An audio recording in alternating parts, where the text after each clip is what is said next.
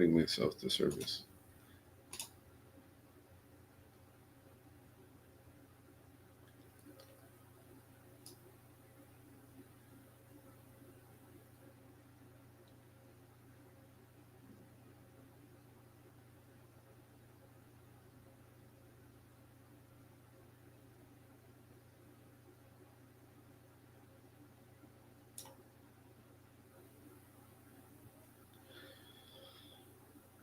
All right, let's go over here and make sure that I'm on now.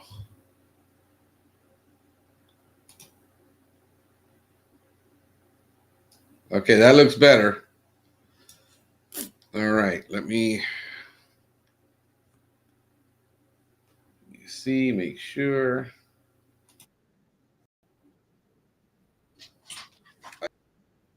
it's working.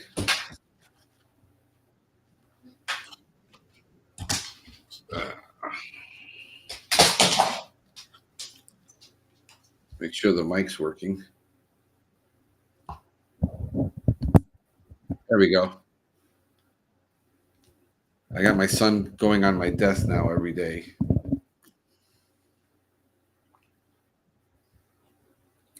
Right, let me try to.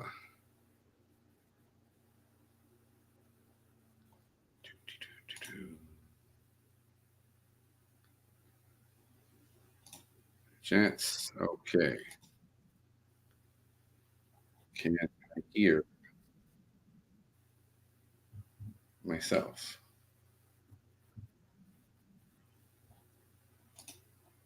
Refresh this. Man, I'm having so much trouble this morning.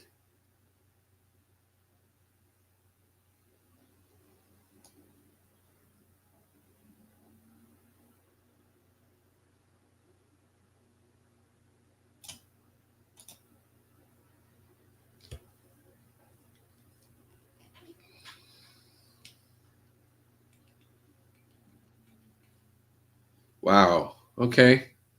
I see where this is.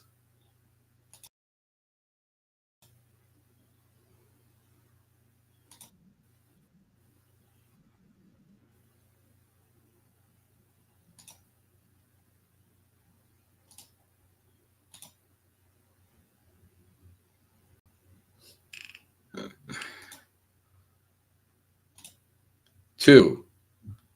All right. So the microphone is good. To do, to do. Okay. So I know the audio is good there.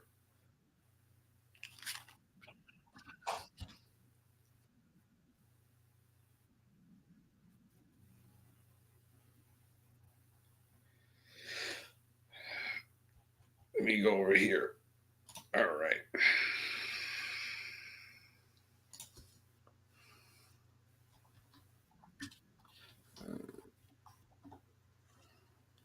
Can you hear me?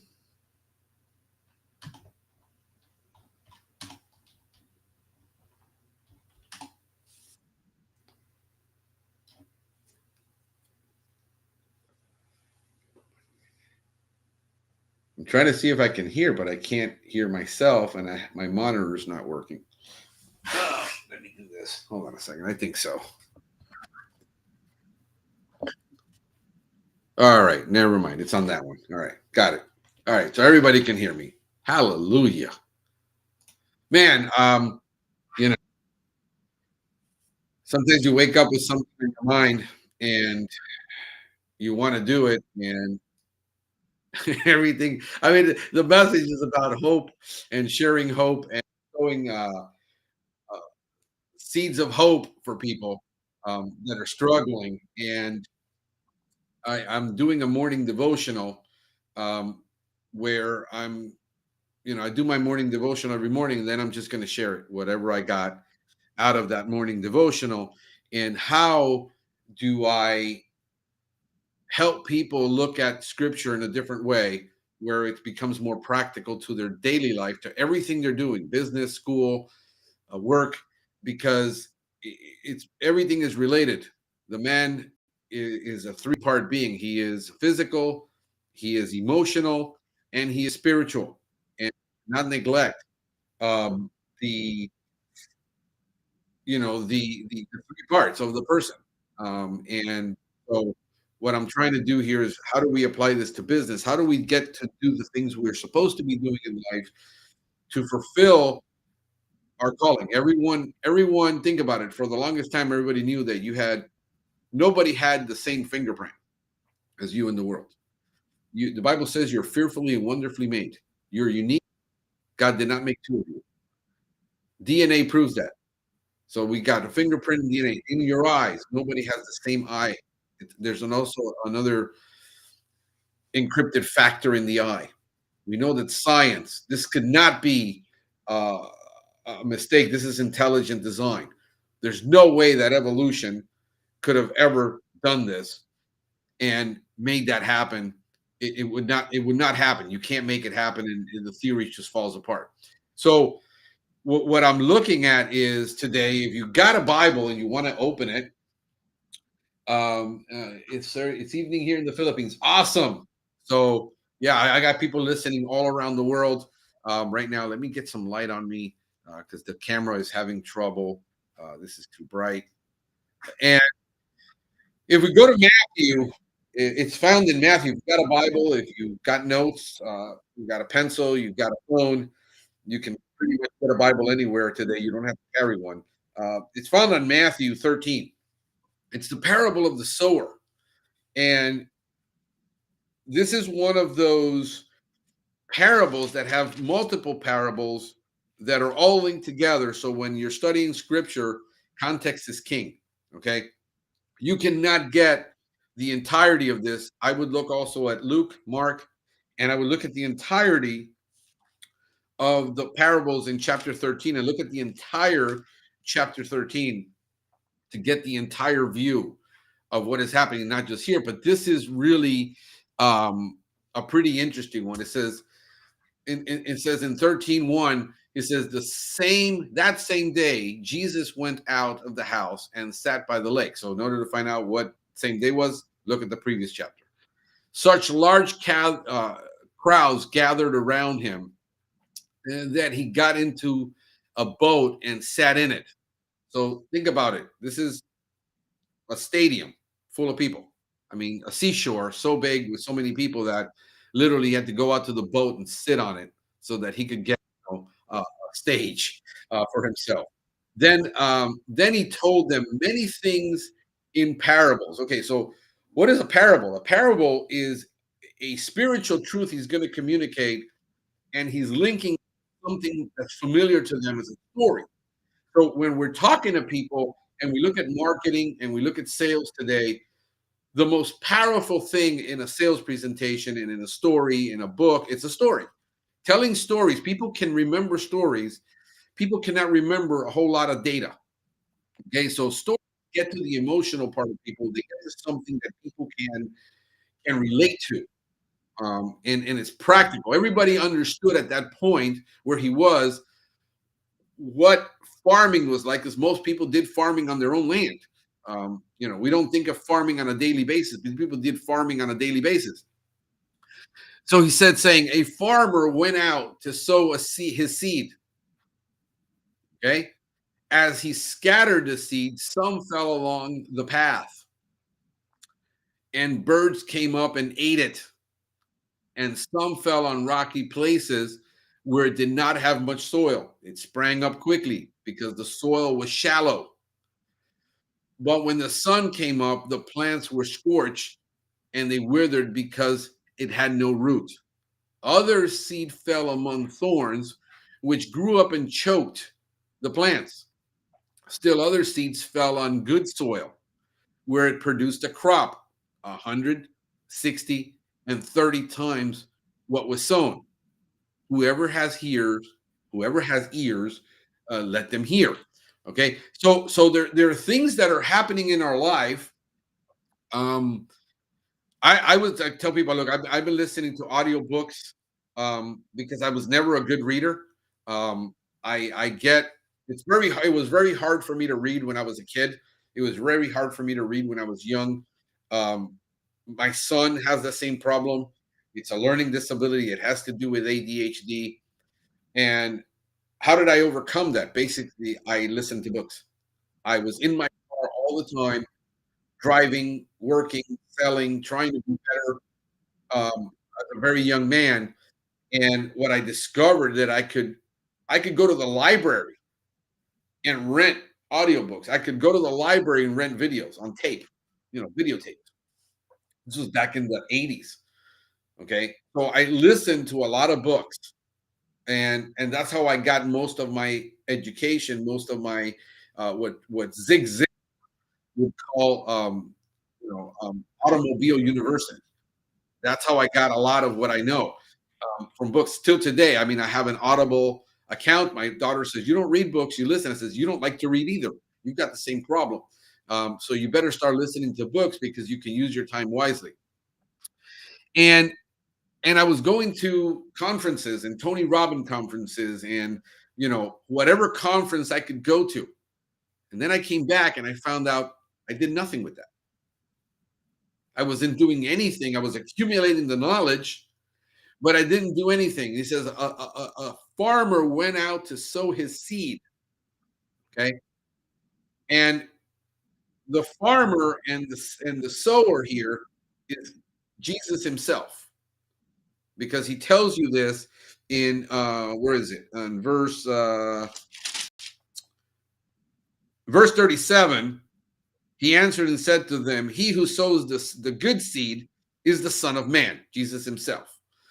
So we know that he is the sower here. He's talking about himself. He says, I go out to sow seed. I'm sitting here on this boat on a seashore and I'm talking to you.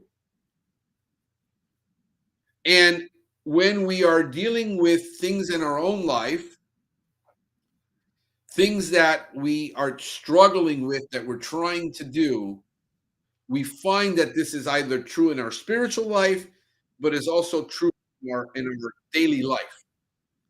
That we get ideas, we listen to a book, we go to a conference, we watch a video, we take a course, right? And we don't do anything with it. Why? The seed fell along the path, the birds came up and ate it. This is the very thing that's just right on the surface. It's very superficial. The superficial stuff in our life that we're trying to do, but it doesn't really all the time we invest in watching all these videos and doing this, it's not having, because immediately birds come up and take it. We're going to find out what this means because Jesus explains the parable. And then some fall on rocky places where it has did not have much soil. It sprang up quickly because the soil was shallow. A lot of the things, it's just in our shallowness of our life. Think about this, that things are falling and everything. We're so shallow that nothing really makes an impact in our life. We don't allow it to, because of the shallowness that's there in our own lives. But when the sun came up, the plants were scorched. So troubles come up immediately, and like, okay, I can't get this done now because I'm in too much trouble, too much turmoil, too many things going on in my life that doesn't allow me, and we use it as an excuse, it doesn't allow me to get this done. The kids, the work, my parents, my upbringing. And we have all these things that are coming up constantly, and it doesn't allow any of the things that we're trying to learn to implement them at all. And it quickly goes away. Other seeds fell among thorns, which grew up and choked the plants. Again, it just and Jesus explains what that actually is, that chokes everything. And still other seeds fell on good soil where it produced a crop, 160 fold. See, and in consulting and in doing my consulting, and people that want to get started in technicians, we find all this. And very few people that you actually consult, very few people that you actually give your advice to. It's not that they don't want to take, they want to take it, but all of this is happening in their life. Look at analyze your whole life of everything you're trying to accomplish and see this. Now, if you go over to verse 9, and I'm going to go over here, when we go over to and it had been over and go to verse 14 with me. It's actually I'm going to do the whole chapter, and we're going to go not through the whole thing, but I'm going to show you the answers because the answers are there. All right. And why do you speak to people in parables? Why do you tell stories? Well, he replied, because he replied, because the knowledge of the secret of the kingdom of heaven has been given to you. The knowledge of the secrets of the kingdom of heaven were given to the apostles. And I get that I'm getting probably some latency there. I don't know why this is happening on my computer.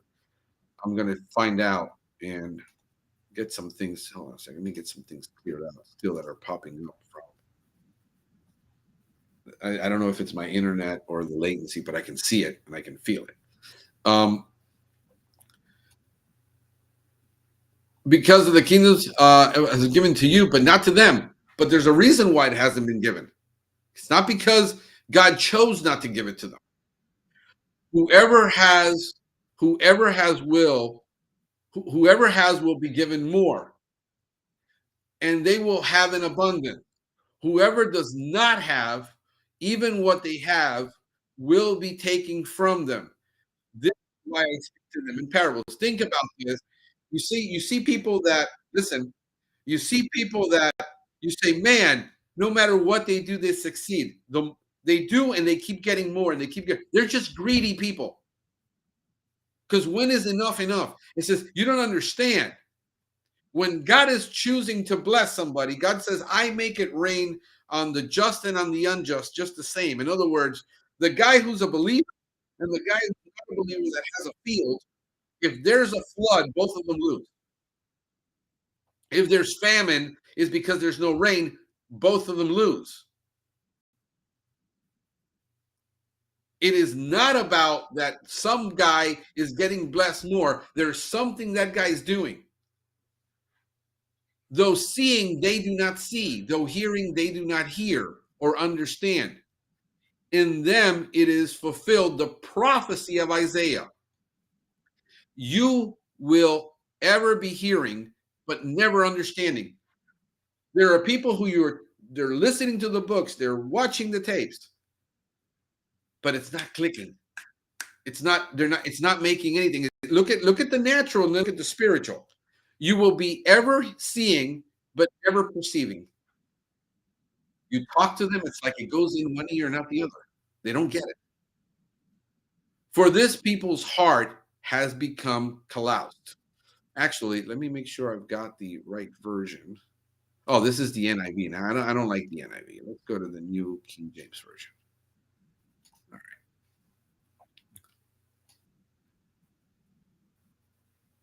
Right? For their hearts of this people have grown dull. Understand that people's heart grows dull for many reasons. Think about the man or the woman that has had one failed relationship after one failed relationship after another failed relationship. Mostly women will say there's no good man out there. I'm done. When they will spend the rest of their life alone. The person who keeps trying to build a business, but he failed once and he lost everything and he quit. His heart became dull to that. The experience, whatever the experience was, their heart became. Their ears are hard of hearing. How many people do you talk to? Think about ministering to somebody. You try to help somebody and give them money. You give them food, but their mental state, their alcohol, their drug situation does not allow them to hear you no matter what advice, whether it's spiritual advice. You can tell them, why don't you go get a job? Their hearts are dull, their minds are dull, their spirit is dull, their soul is dull. What has happened in their life that has caused it? Their ears are hard of hearing and their eyes are closed, lest they should see with their eyes and hear with their heart, with their ears, lest they should understand with their heart and turn so that I should heal them. In other words, Jesus is sitting there saying, I want to heal people. People won't let me heal them.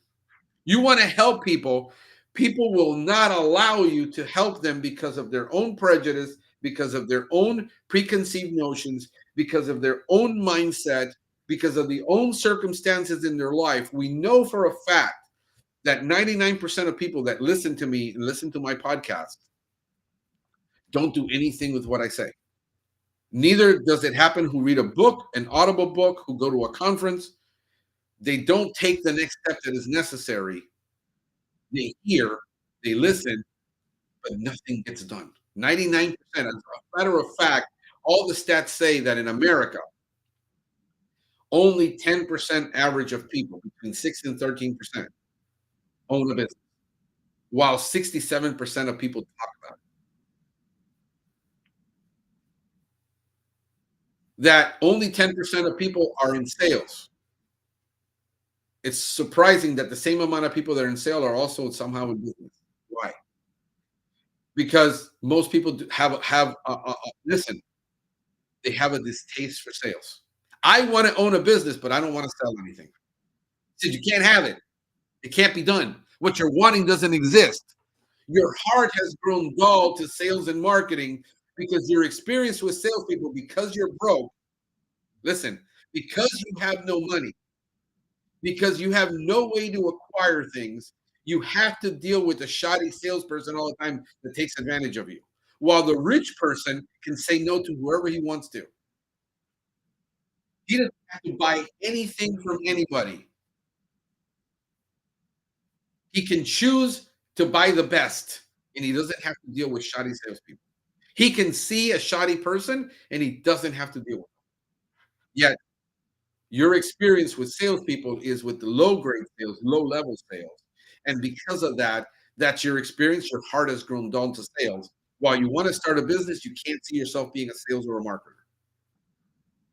Look at the principle. You will not heal. So, since you will not hear, right? But blessed are you, your eyes, for they see, and your ears they hear. For surely I say to you, many prophets and all the righteous men desired to see what you see and did not see it or hear it. What you hear, um, and did not, what you hear and did not hear it. In other words, they didn't have the opportunity. Therefore, here is the parable of the sower explained. Therefore, hear the parable of the sower. Now he's told it to the people, and then he's telling it to them. He's giving them the interpretation of that. See, when anyone hears the word of the kingdom and does not understand, notice it's the word of the kingdom. It's not the word of religion. See, most people confuse this Bible as a religious book. It is not a religious book. It's not religion. It has to do with kingdom. And if there's a kingdom, there's a king. And if there's a kingdom, there's an army. There's a kingdom, there's a treasury, and there's a kingdom that people work in the kingdom. It's a kingdom. And does not understand it, then the wicked one comes and snatches it away. What was sown in his heart? How many times you have an idea, you want to get it done, and immediately somebody comes and talks you out of it and says that will never work. You're a fool. You may be a fool. They may be right, but you haven't really done the research. You really haven't put any effort. You opened up your mouth too soon. This is why you don't share things with people until you have all the facts.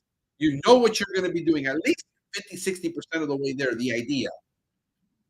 Can you imagine the first time Elon Musk opened his mouth and says, "I'm going to create a gateway for people to pay with credit cards that they put it on file and they can pay for things." And people are going to say, "That's stupid. Who's going to buy that? We have credit cards. We have debit cards. We can just pay with that. Why would you need another gateway for payment?" Well, because this one will allow people to take payment without having to have a merchant account. What the hell is a merchant account? See, 90% of people have no idea what a merchant account is. When he said, "I'm gonna go and create electric cars. I'm gonna build rockets," when when Apple says, "We're gonna create a phone that's not a phone, it's actually a computer in your pocket, and it has one button." That's stupid. Who's gonna buy that? You know who actually Nokia owned the market at that time on cell phones. They cornered the market. You would have think it was Motorola, and Motorola lost it. And they owned the market. And what did they say? Nobody, our market research shows that nobody is going to pay more than this for a phone. This is why we create a cheap phone. Because a lot of their market was overseas in developing countries, not just in America. And now people in China own iPhone. And Nokia is nowhere to be found. See, just because you have a great idea, you don't go sharing it. You keep that in your heart and you keep it sealed. This is why a lot of us entrepreneurs are closed off about talking to people about a lot of things. He doesn't talk to me. That's because every time he comes to talk to you, you put him down.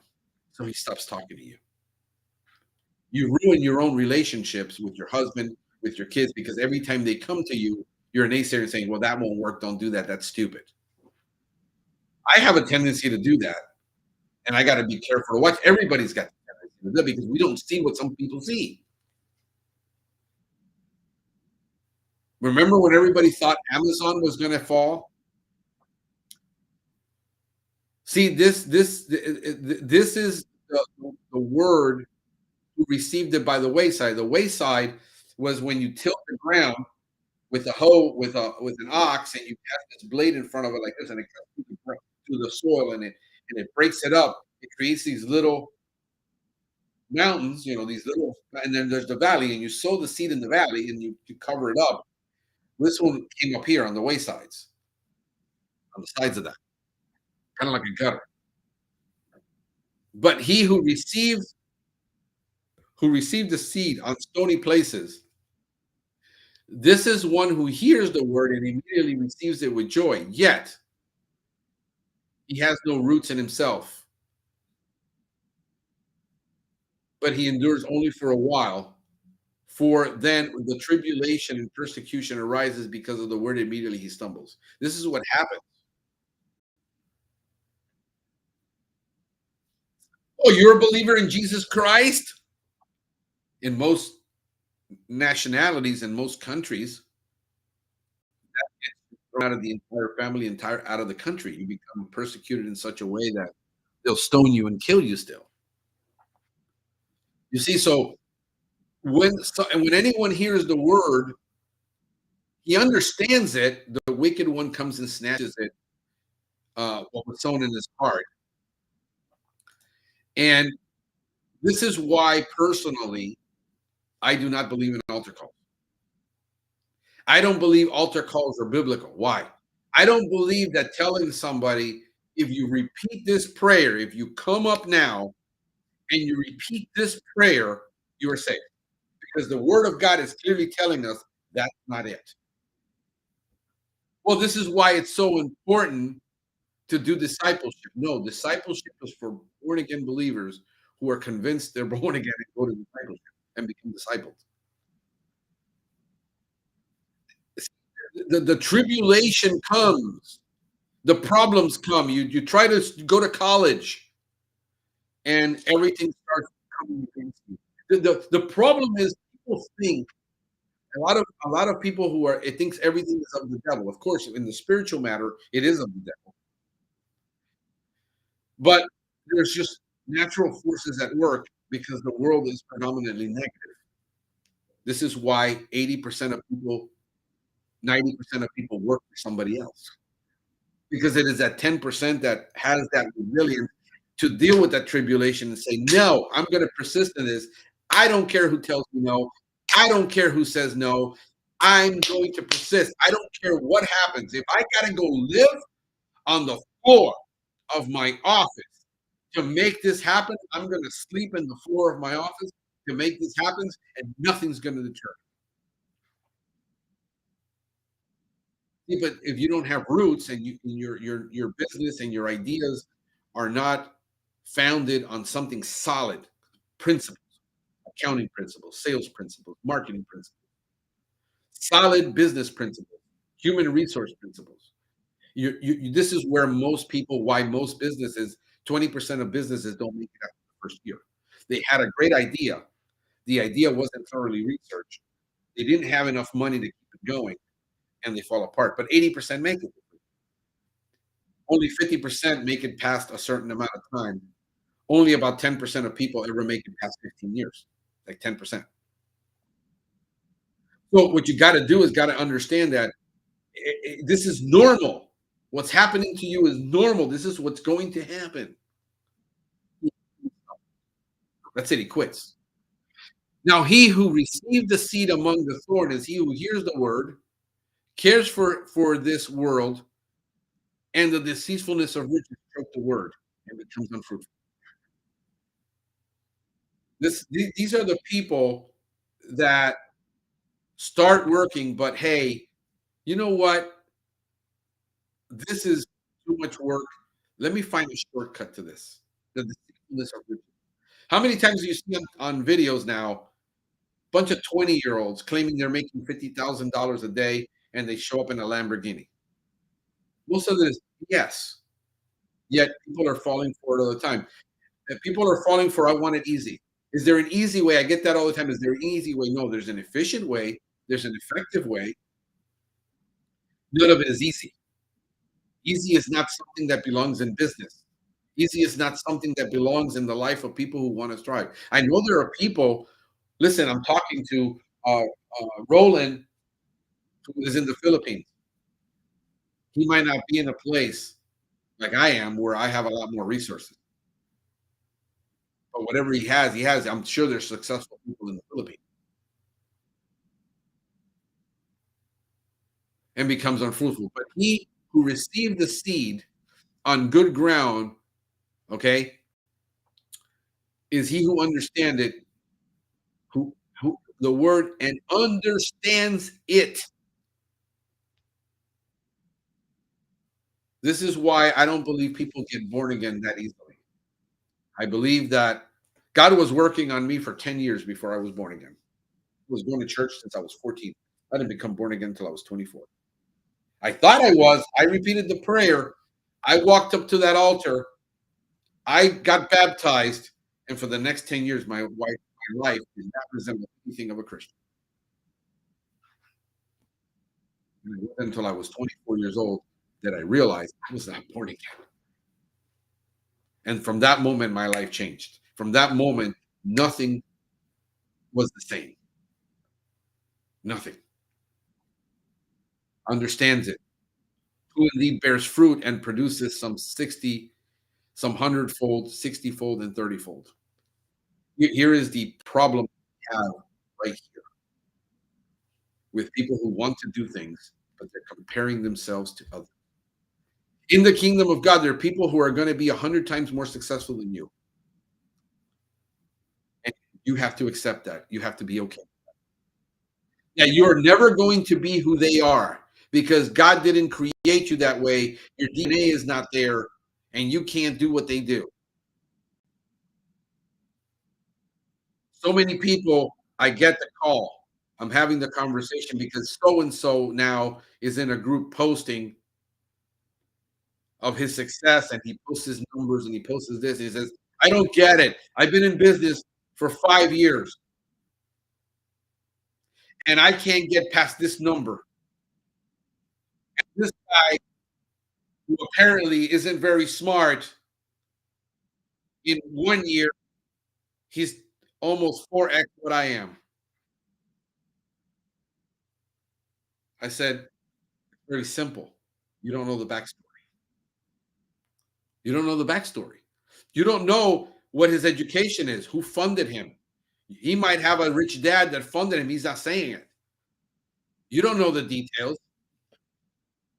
You don't know what he's actually done. You don't know if he's got experience in management and in sales and in marketing, if he was a door-to-door person that had experience and he figured out, I can make while you're refusing to sell, he's selling to everybody. While you're refusing to market, he's marketing to everybody. While you're refusing to work 80-hour weeks, he's working. You don't know. And what happens is be careful of covetousness because we have so much covetousness in the church that nobody talks about. Everybody talks about not everybody is a womanizer, not everybody's a cheat, not everybody is, a fornicator, not everybody's a murderer. There are just a garden variety people, but they love to gossip. And nobody talks about how bad that is because God says those who do these things will not enter the kingdom of heaven. Be careful about violating one of the commandments is that thou shalt not covet. Because when you covet, what you're doing is you're saying, I want what he has, but I'm not willing to pay the price he paid. I'm envying what he has because I can't achieve. You don't know the sacrifices he's made. You don't know what his relationship with his kids are. You don't know what relationship with his parents are. You don't know any of that. All you see is the superficial. It's so easy to go on social media today and be. You see, what if I only produce 30 fold in my business compared to the guy who produces 100? My business only makes it to 300,000 a year, let's say, and never goes past beyond that. While the people I coach and I train make it to a million. Do I get envious of that? I say no because I was. See, you've got coaches making $5 million a year while you got athletes making. But that athlete has something that coach never had. Speed. The coach can see what's in that athlete and bring it out. While the athlete can only bring out what's in himself. He can't bring it out in other people. Too many variables. So let's be careful about comparing because some people, but guess what? If you're listening and you're planting the seed and you're doing the things you're supposed to be doing, you will have success. You will have some level of success. Just don't go comparing your success with somebody else's success. That's detrimental to your growth. It's not you. Envy is a terrible thing, and I see it so much, and I hear it. I am more knowledgeable than him. How come? I know because I worked with him. That guy was nowhere near the technician I was, nowhere near as good as I was, and yet he had 4 employees and I don't have any. While you're going through saying the reason I don't have employees is because I don't want the headaches. He's able to deal with that. You don't want to. Be careful. Because that's why you're in the situation you're in. You've already determined in your heart that there are things I will not do. I don't want to do. I don't want to deal with employees. I don't know how to hire. I don't want to learn how to hire because it's going to take me 2 years. And I don't want to trust somebody else to hire. Why churches don't grow? You know why? Because the pastor is afraid that if he teaches and raises up ministers, they're going to leave and they're going to start their own church. And they're going to take people with them. Why don't owners train up people well? Because they're afraid they're going to leave and they're going to start their own business and compete against them. In other words, you're not doing anything out of love. You're doing everything out of fear. And the word says that perfect love casts out fear. In other words, you don't have perfect love for the kingdom. You don't have perfect love for God. You don't have perfect love for those people that you're ministering to. What you're looking at is just protecting your own butt. And that's the fact, Jack, because I've been in over a dozen churches where I constantly see it. They complain, nobody's working, nobody does anything. I got to do everything around here. Pastor, why don't you teach somebody and take a disciple? Says no, because then they'll start up a church. You can't have it. So the churches that grow is because they'd rather be imperfect and have imperfect ministers than you thinking you're the only one that can do this. And therefore you will complain about what you're not getting. You can't you can't decide to keep them as children because of fear and then say, "Well, my congregation cannot eat meat because they're still drinking milk." How long have these people been with you? "Oh, about 25 years." And they're still children? Whose fault is that? If you got a child that still behaves like a child when he's 25 years old, you failed as a parent. Nobody's gonna say, "Well, that child, that guy's is a kid." Well, where's his parent? See, if you're not raising up people to help you run the business, if you're not hiring people, if you're not delegating, but you can't delegate without instructing. You can't delegate without discipling. That's what discipleship is. It's the training up, but you got to take people by the hand and be willing to. I don't have time for that. Can some God just send me somebody with a brain that can do the work? No, because God is working on you, and you're the problem, not the people. And you won't admit it. See, your heart has become dull to hiring and dealing with problems and not dealing with the issues you have to deal with, and you don't know how to delegate because you want to abdicate. And because you want to abdicate, you won't take the time because I'm too busy counseling everybody, and I'm too busy doing consulting, and I'm too busy doing this. I don't have time to raise up my people. I said, well, you got to pick and choose counseling for a while. I can't because my congregation needs so much counseling. The reason your congregation needs so much counseling is because you haven't taught them. Because you're preaching in the pulpit. Because you're an evangelist, and you haven't realized you're an evangelist, and you're in the wrong role. But you will not give up your position because you're tied to money. See, the deceitfulness of riches should outthink. My money is here. I got a job, and I can't quit my job because now I have a mortgage. I have children. I have this. You have golden hands. You got everything you wanted, but now you don't have the freedom to do anything you want because the deceitfulness of riches and things, owning things, and having things became the priority. Growing a church and having a building and having this and having all that and having a salary you needed and having the retirement secured and having your 401k and having all that pastor and business owner and worker and employee and student, you put the value in the security. And now you can't give it up and the kingdom of God doesn't grow because you're choking the word. The people don't grow around you. They don't move. They don't get to work for somebody else because well, I'm not going to train people up so they can leave and go work for somebody else. Forget that you're here to bless people. It is more blessed to give than to receive. This is why I spend the time. It is 8:48 in the morning. I got to go to work. I got to go run my business. I got to raise my people. I got to deal with my employees. I'm hiring one tomorrow. My admin just sent me a message. My wife is sending me a message, and everybody wants my attention. And I got to pick and choose who I give my attention to. Time what's priority, what's important. And not everybody can get my attention at the same time, and I gotta say no a lot. And you don't wanna say no to anybody because you don't want nobody because you know what happens to most people? There's a bunch of insecurity in their heart. I'm gonna quit. It comes down to insecurity in your heart. You see? So you can't say no because people will be mad at you. You're apologizing to everybody because you have to say no. I don't have to apologize. I just tell people, "No, I can't do that right now." And no, it's not gonna happen. Hey, try again in 6 months, bud, and see where I am. That's right now, that's an idea I can't devote my time to because I'm on too many projects. I have to say no.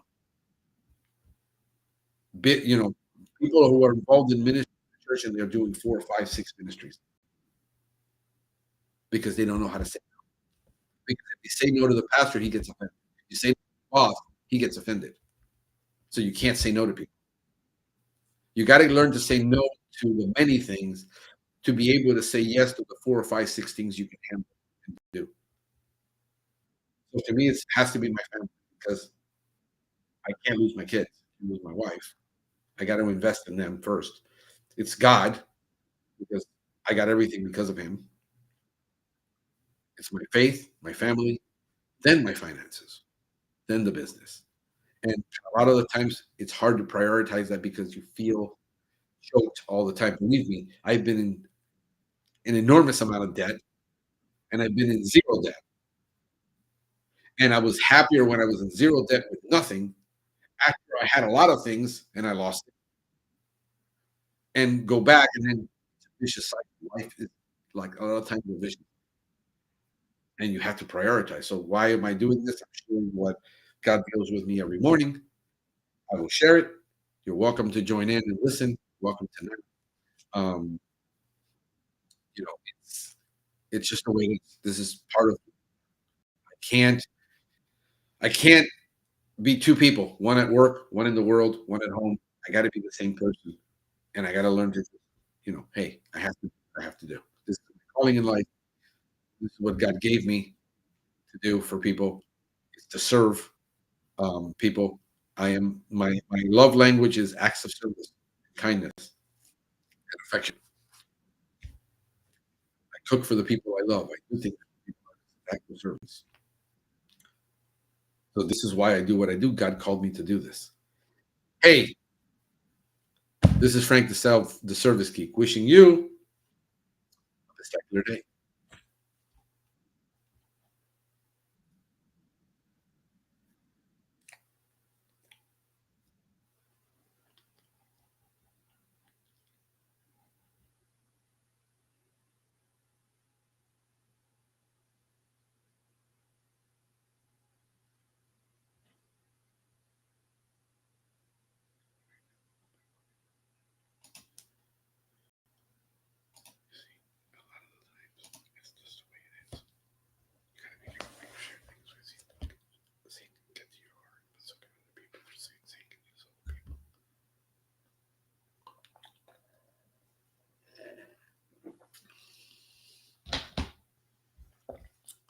You want to follow me? This is what makes you so great. Nothing makes me great.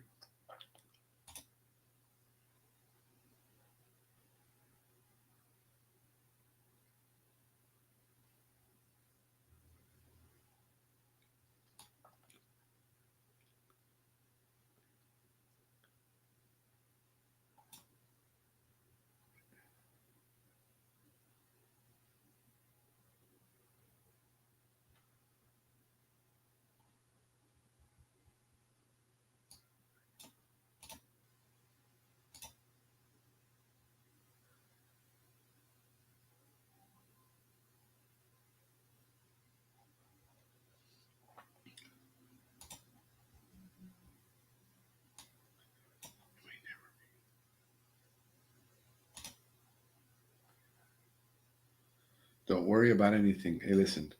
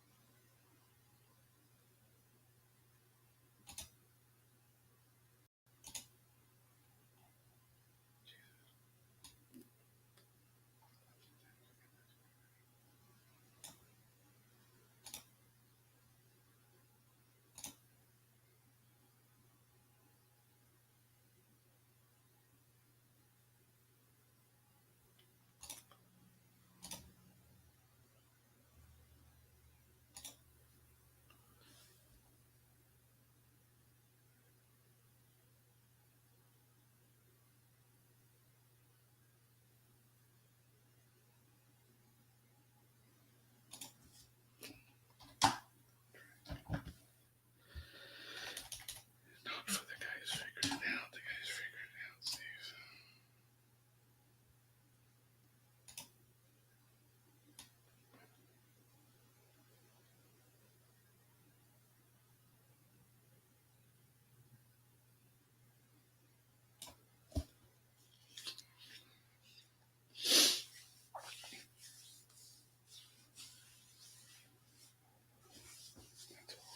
That's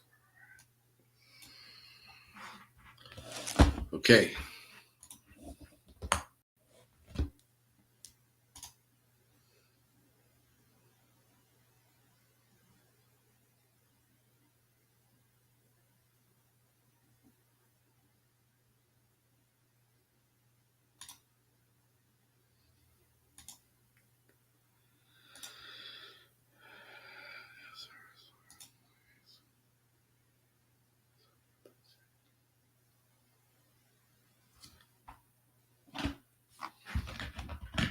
am I going to go in the field today? I don't know. See what happens.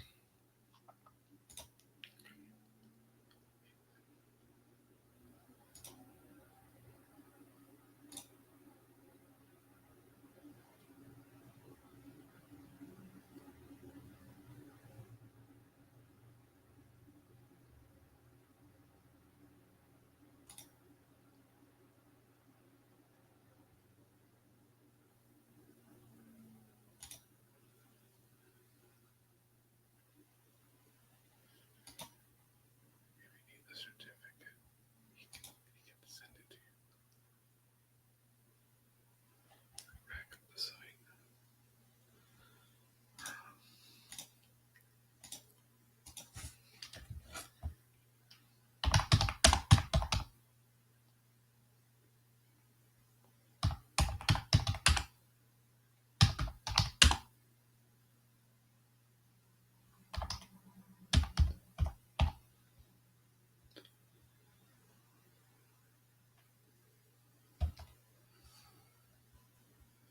Jetpack. WP rocket.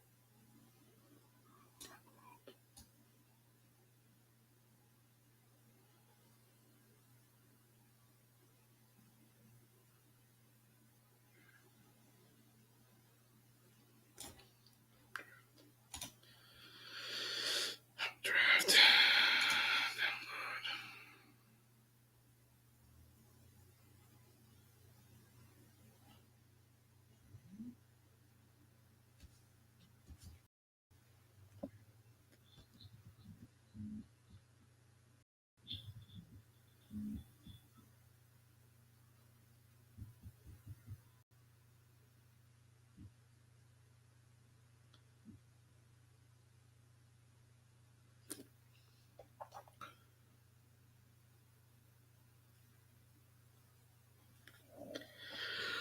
Well, this year we have the kids until the afternoon.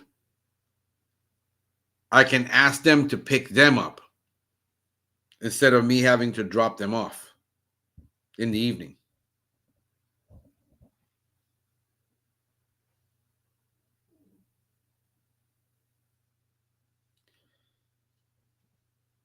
Yeah, next year we could take off and not worry about it.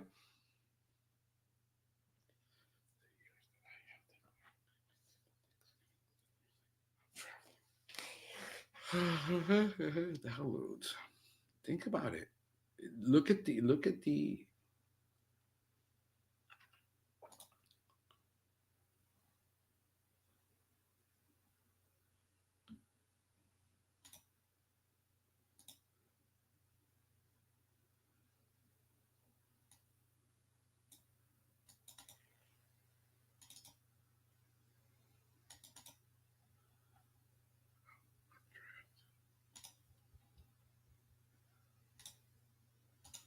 a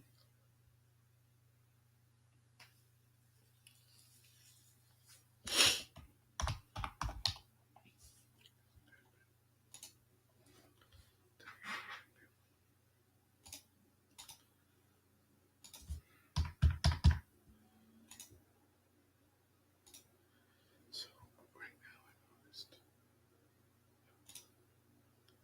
So now can we try this again?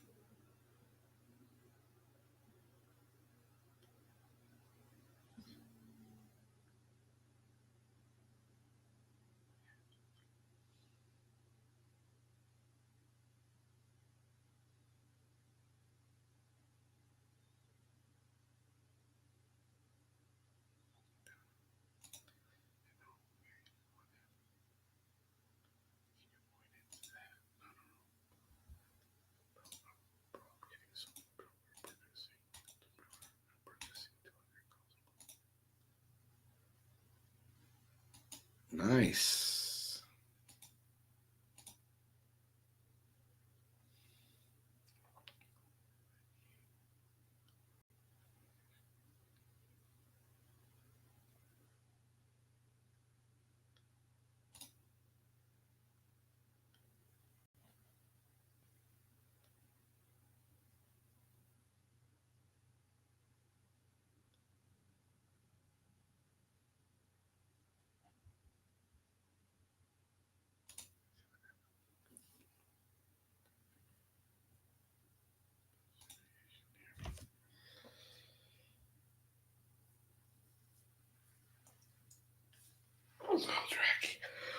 Um,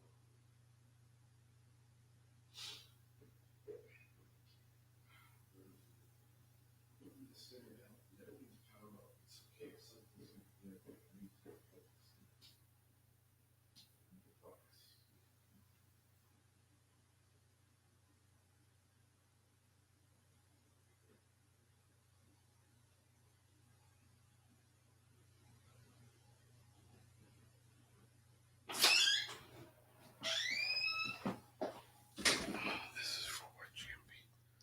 This is what just GMP.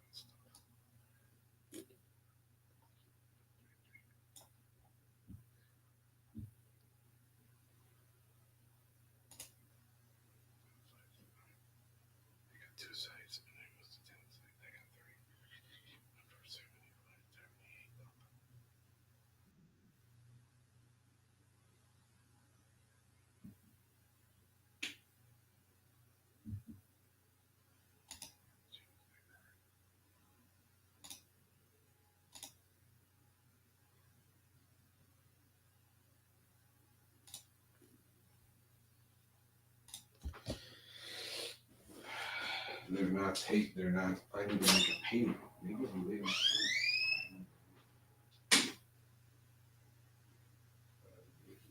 As much as I can quickly.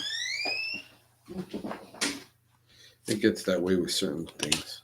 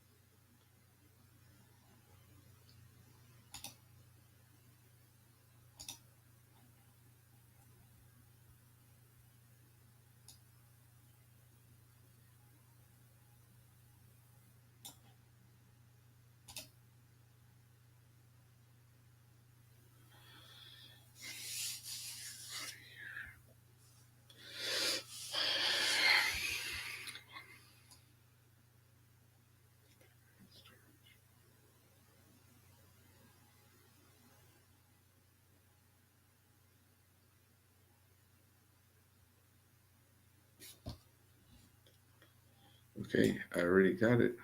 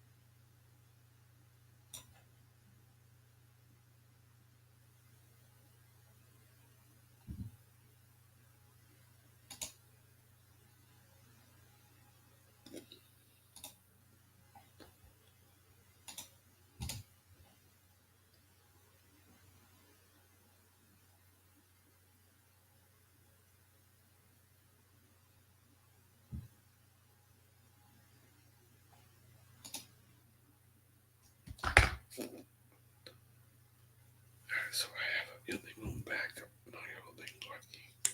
I've already done it back. Oh man. Illegal backup.